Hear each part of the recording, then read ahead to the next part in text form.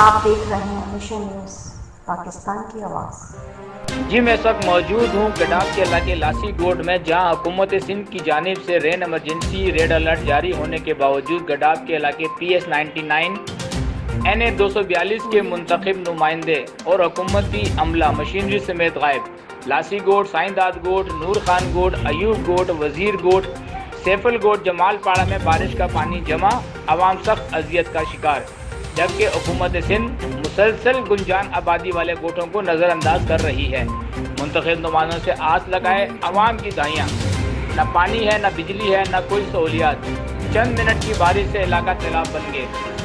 منتخب نمائندے ووٹ تک ہی محدود، کوئی ترقیاتی کام نہیں ہوئے، سڑکیں ٹوٹ پھوٹ کا شکار، ہر طرف کچرے کے ڈھیر اور گٹروں کا پانی جمع،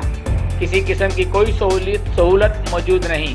گندگی کی وجہ سے بچے اور بوڑھے ڈینگی اور پیٹ کی بیماریوں کا شکار، اسپتال موجود ہیں پر دوائیاں غائب، میڈیکل اسٹور والے ڈاکٹروں کی ملی بھگت سے عوام کا خون چوس رہے ہیں، کوئی چیک کرنے والا نہیں، حکومت نام کی کوئی چیز نظر نہیں آ رہی، عوام جائے تو جائے کہاں اور کس سے فریاد کرے۔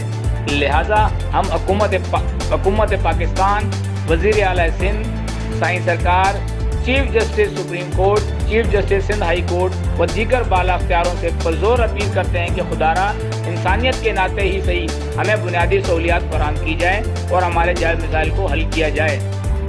کیمرہ مین JD پڑیار کے ساتھ Raja Idrees, CT reporter, mission news, Karachi.